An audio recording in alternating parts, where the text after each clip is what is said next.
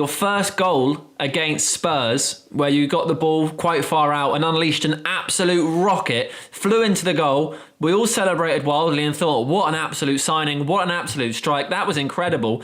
And then in the post-match interview, Sir Alex Ferguson said it was Tevez' goal because it had stroked his head. Do you remember that? I remember. I said, no. Yeah. I saw everything. That's my goal. No. There was, and then for a couple of days, they was playing with me, Nani, I think it's Tevez' goal. We look. No chance. So, Tevez, come on, Tevez, please tell them. And and they was playing with me. Was nice. That week was fantastic for me. It was the best week. My first goal, and that gave me so much confidence for the rest of the season. Giggs teach me because we was playing in the same position, and they was saying to me one day, I remember a couple of games, say, Nani, when you get a defender who are very tight, who mark you strong, always on you because they know you cannot turn. If you turn, they will be very difficult to get the ball from you. So they will be hard on you. So you wait a little bit and you change. Sometimes you stay inside and you stay a little bit inside. Sometimes you stay long. Wait, Nani, wait. Take your time. But the time you get the ball will be a time. You will be free, and that is your time. Seeing Scholes playing from Rio Ferdinand advice, Vidic, I train a lot with Vidic 1v1s. He was breaking my ankles, just friendly training. But it was. Why would you do that? He said, no, because it was hard. It's intense. But I understand now. It's not purpose. We are training, and I was strong as well. That was hurting after the session because you feel the pain. At the moment you feel hot, it's no problem. Evra was one of the best friends I had in Manchester because it was every time when I needed, he was there, give me some advice and make me calm down and think what I have to do positive. And it was like a brother, whole brother. And it was good. All players in Man United, I had fantastic moments. I even took him one time because he was my neighbor. So I took him because we used to go to London by train. So on the way back, he has no driver to took him. And then he was looking always for someone who lives close to him to give him a ride. And then I said, okay, boss, I can take you home. But that day, it's so funny, believe me. The day I took him home was after a game against Fulham away. And I was in the bench. And then he put me on the field. I give assist. And then I was playing unbelievable with a lot of confidence. And then we suffered a penalty. And then it was supposed Ryan Giggs take the penalty. And then I just feel confident. I grabbed the ball and Giggs didn't say nothing. Yeah, come on, take it. I took the penalty and I missed.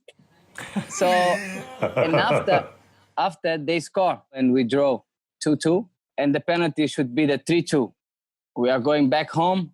And that day I said, boss, yes, I can take you home. I drove him home, but he didn't talk with me in the car because the dressing room, he killed me. He said, Nani, who you think you are? Who give you the permission to take the penalty? Ryan. And then he killed Ryan Giggs because he said, Ryan, why you let him take the penalty? And I said, well, he grabbed the ball and I let him. But, oh my God, that day was incredible. And I took him home and then I feel very comfortable driving home. Were you driving your own car or was your wife driving? No, it was me. So you were both in the front seat together? Yes. But we were not talking. We were not talking. How long of a journey was that? More than 5 minutes? Oh, it was 10 minutes. There must be some good stories from living with Anderson and Cristiano.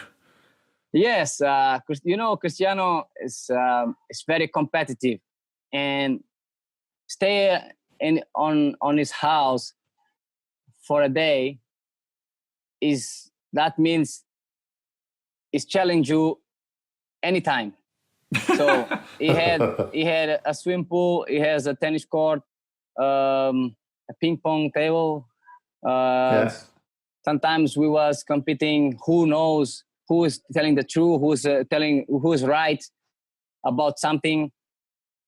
Every time was a discussion about to see who was right, who was better. Can you remember the goal at the Emirates? You was getting booed every time you touched the ball. With yellow boots, the chip. Was it the yellow boots? Is that why? Yeah. And then you came inside, split two defenders, past another defender, and you dinked the keeper. Yeah, I remember. Tell me the truth. Tell me the truth. Did you mean it? Of course. Why not? I saw the goalkeeper. I tell you, I mean it to put the ball in the second post because Jason Park was coming. Yeah. But my intention is one of both, because if you see the way I chip, I put a little bit of effect. Side spin. Side spin. And then was perfect. That is the way you try things in a game. So I cannot tell you I was not thinking to do that, because if I don't say nothing, you will say yes, unbelievable goal, perfect. You not say, I didn't want to do that. A goal that doesn't quite fit into either category. Wasn't from outside the box, it wasn't a rocket, and it wasn't a chip, but it was very clever against Tottenham when Aurelio Gomez, you thought he'd fouled you. You put your hand on the ball. Mark Clattenburg's the referee, says, no, play on. He rolls the ball out. It's right in front of you, so you just tap it in the open goal. Yeah, because there was a situation. I don't remember who passed me the ball. I run with a defender, and then he pushed me, or he kicked me. It was a penalty. I felt that it's a penalty. And then I was very upset. But the referee, in that situation, because I think Gomez catch the ball with the hand, and the referee just did this. So keep playing, nothing there. It's not penalty. Leave him there in the floor. When I turned, I saw Gomez put the ball in the floor.